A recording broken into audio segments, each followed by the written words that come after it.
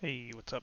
Today we are going to be doing another installment in the Astro JS playlist that we got going.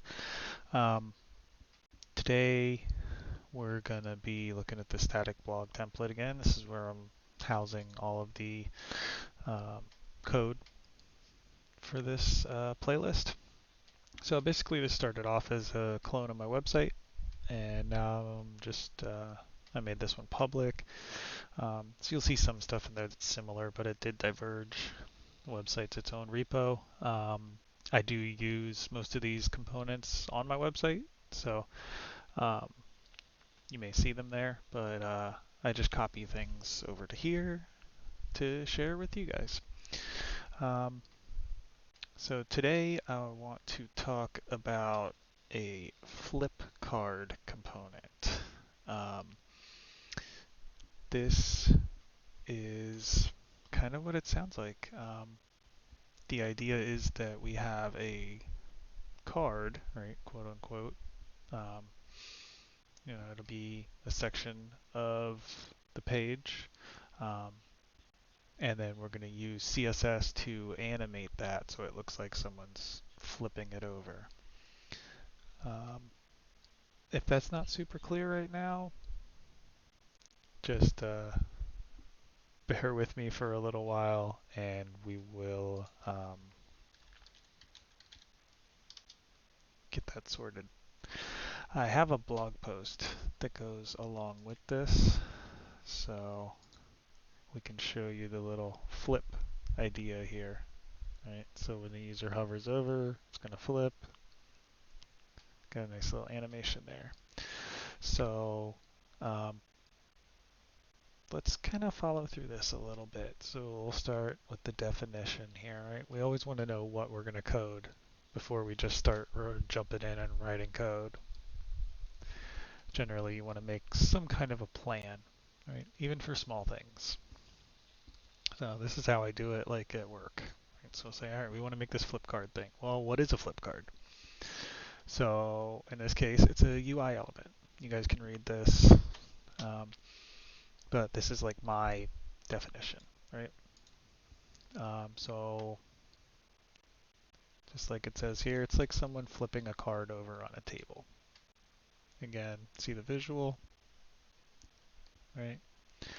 So the idea is to engage the user by having the effect triggered on a mouse hover event or something like a click. This is going to depend, right? There's technical things to think of here, like touch-enabled devices don't have a hover, right? So um, what are we going to do when a mobile device looks at it, right? How are we going to show them that extra information that's now hidden on the backside of that card? So things we need to think about later.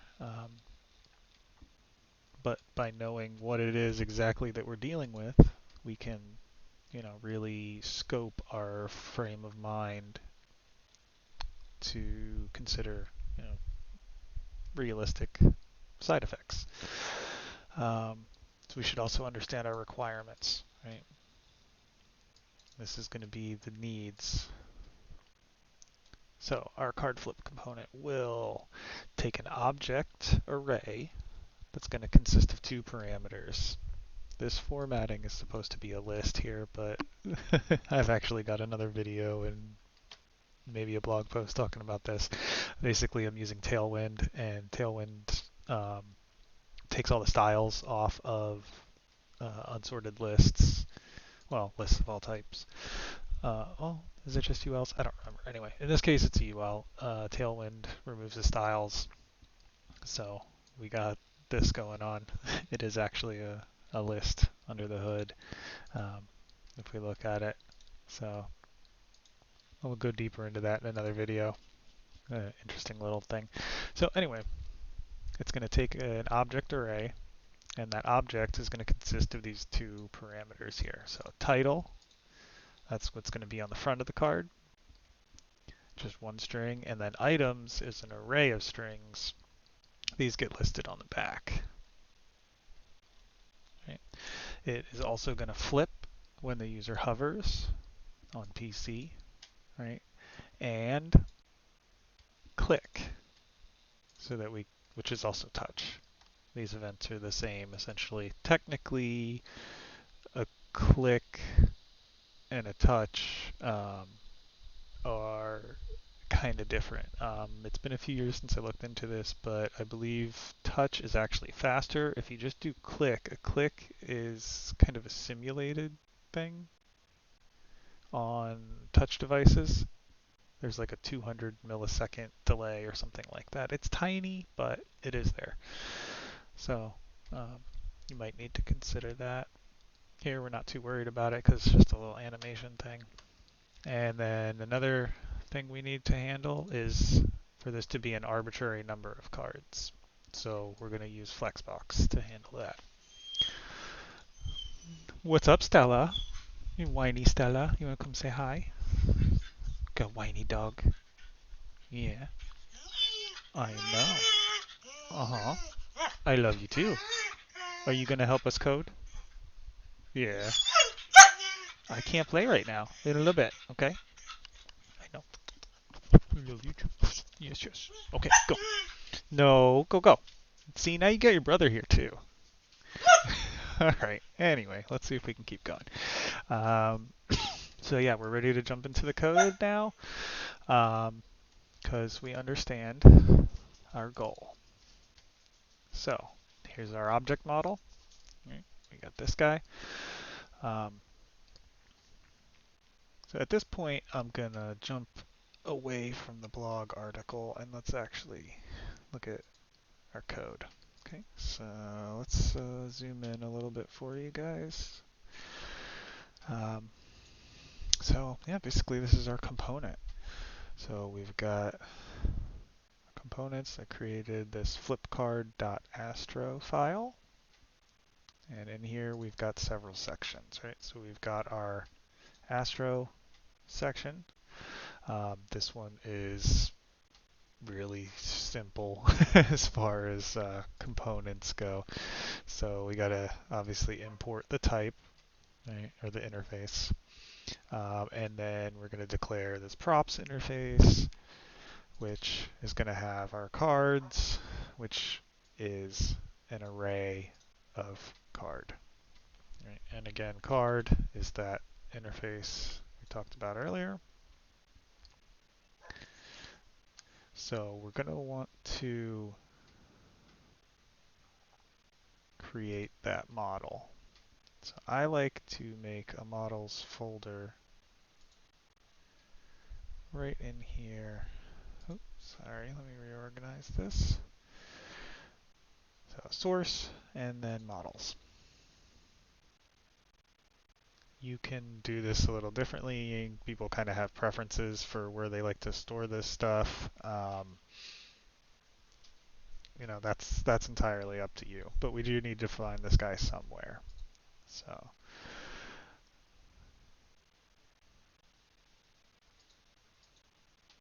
now that our model is defined, here's our component. Right. The last part of exposing the props in Astro is to do this line. So we're going to have a constant destructured object with cards. That's going to be our props. Right. So we're going to skip over the styles right now and look at the template for this. So we've got this container div, which again we're using Tailwind here. So if you're not familiar, Tailwind is pretty nice. Won't go into it here. So we're going to apply flex. We're going to justify the content to the center, and then we're also going to flex wrap. So this is going to create a container that will justify center and wrap. So we're going to end up being able to handle any number of items. We'll see what that looks like in just a minute. So now these curly braces are an Astro thing. This means we're entering a code block.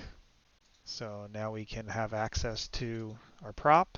So we'll take cards, we're going to map over it. So for each card, we're going to now create this template. Right, so we're in a loop here. If you're not familiar with map, it's going to loop over all the objects in the collection. So there's some other stuff about it, but look it up if you're worried about it. Essentially here, what we're using it to do is loop over all the objects in the collection, the array. So we're going to create our card.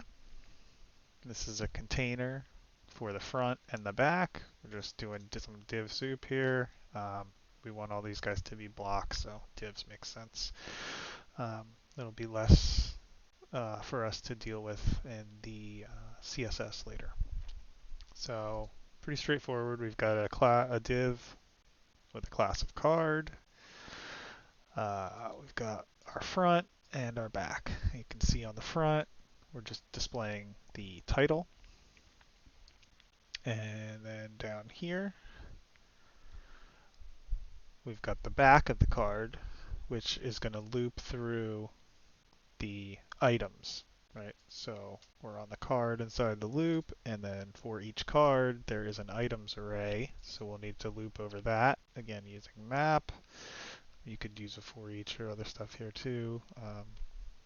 If you have preference, I like map for this. So then for each item, we're going to create another div. I guess that's kind of unnecessary right now, but whatever. And then we're just going to show that item.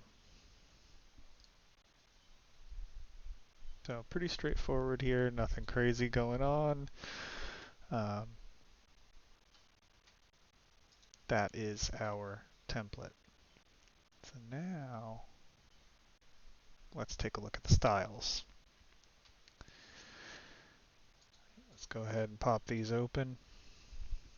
So I tried to do this in Tailwind, but I just couldn't really get everything to work quite right. Maybe I'll make a utility class or something, but I don't really have a problem with this. It gets compiled to, well, I forgot this. I'm going to have to do that guy. Nope, sorry. We don't want to do that here. But if you didn't know, that makes it inline. If you do it like this, it stays scoped to the component. So this gets compiled, and then like card won't just be card. And it's going to be card, and then whatever identifier Astro assigns to that component to make it unique. It's all under the hood stuff. Don't really need to dive into it here, other than to tell you that it exists.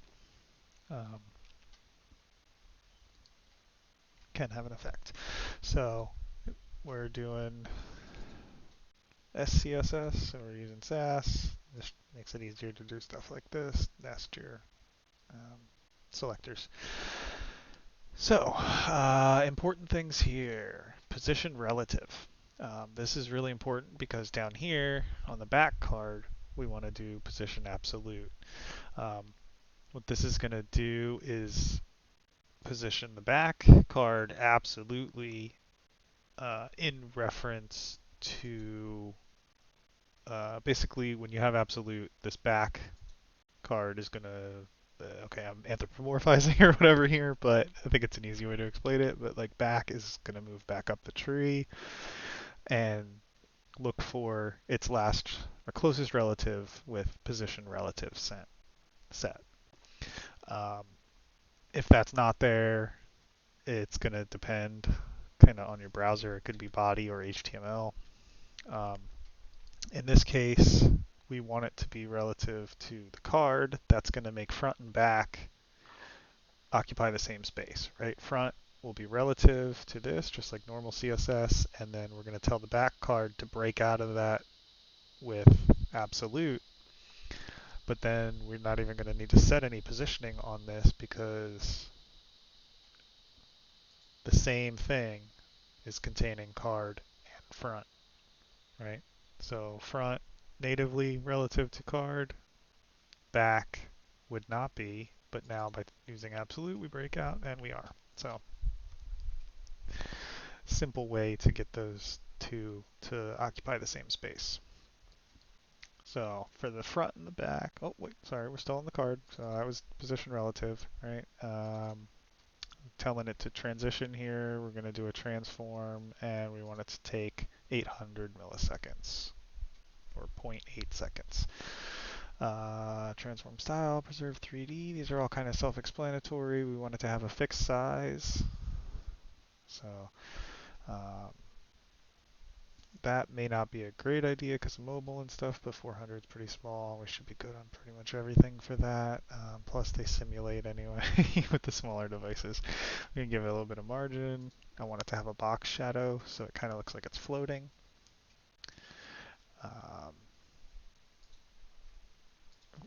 This was an old thing. We don't need that. I had a weird issue.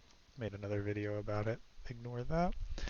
And then on the hover of a card, then we're going to trigger a transform, which will consist of a 180-degree rotation in the Y direction. So that's going to be our card flip. Moving on, we've got another rule here for the front and the back classes. They have a lot of stuff in common, so why not encapsulate it in one place? We covered the position already. Here we want to align the text center on everything. Make sure we're full height and width. We need flex. We want a column. We want to center everything again. So pretty straightforward there. We have some unique stuff for the front. So we want the background color to be contrasting, so we're going to use a variable here for accent dark. And then the font color will be white. The back, this also needs the transform so that we get the flip back. Again, straightforward, background color is white. We're going to set the font color to dark. That's basically the opposite of what we're doing here, right? That way they are contrasting each other. And in here, we want to use a different justification for the content. So we're going to do space around. This way it gives them a little bit of a border, but there's also some space between them. So let's take a look at what all that does. Go ahead and run it. And there we go. Control click. Let's switch back over to Chrome.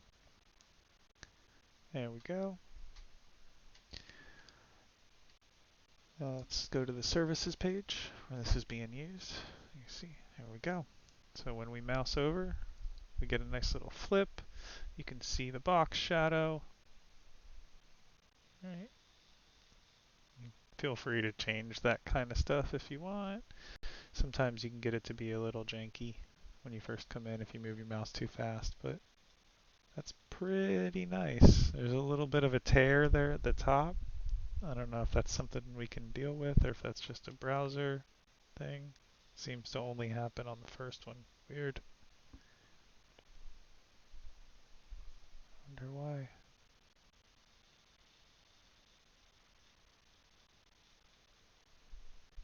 Ooh, interesting. We'll have to figure that out. I think, did it stop happening now? Weird. All right, man. The fun of developing. But yeah, that's basically it, I guess. So let me show you how we actually use this component, right? So got our styles and our template. This defines the component itself. So let's go look at our pages. Oh, sorry, I forgot to bring you guys along. Let's go back to VS Code. And we'll go down to pages, services.astro. So you can see here, I've just got a constant called cards. Again, using our same type. TypeScript is great. Types are awesome. Models rule. So yeah, we're basically just creating an array here that's got our different offerings, right, for our different services. And that's our front and our back of the card. And then we'll use it like this. There's actually a couple ways that you can do this. So that's one way to pass the params. I think the recommended is to use the spread operator when you do that. In case there's any other props or something, I believe. I'm still learning Astro, so don't quote me on that. But there is also this way. So if you do cards equals cards, or whatever you end up calling it. But this one here will be the input property name, right? So that lines up here with cards. And then this is the value that you're passing in. So that will be this guy.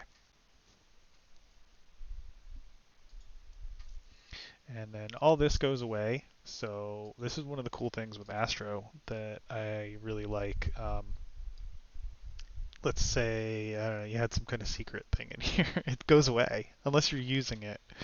Like none of this code in here is going to persist onto the page. Um, this is all anything between these two, this guy and this guy, is like preprocessor stuff. Right? So maybe think PHP or something like that. Maybe some of the server-side rendering type stuff. I haven't done too much with React. Like I've done a little bit with Angular, but yeah. So all this happens in the build. So everything in here gets handled in the build, as does, you know, like this kind of binding and stuff, right? So this would get replaced with the component. You know, this would do its thing. All this is processed on your machine when you built. So when we ran this, it generated this HTML. Right? So we'll get a picture like, or excuse me, a picture, an output like this. Right? Let's clean that up. Let's start up top. So this is going to be an entire page, right? We've got all our head stuff that's coming from our head component. I don't really care about that too much right now, but you can see.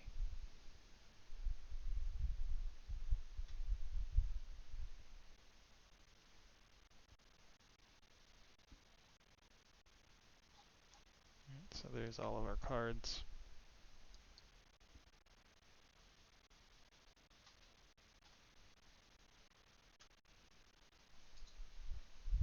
Get out of here. Don't need to save that. That was just for display purposes. Yeah, so I think that about wraps it up. We've got the card itself, and we've got how to use it here. You've seen it in action. And if you guys want to grab it for yourself, just come in here. I'll put the links to the GitHub repository in the description. To find it, just come to source, components, flipcard. All right. I hope you guys enjoyed this. If you did, give me a like, all that kind of stuff. Yeah, take it easy.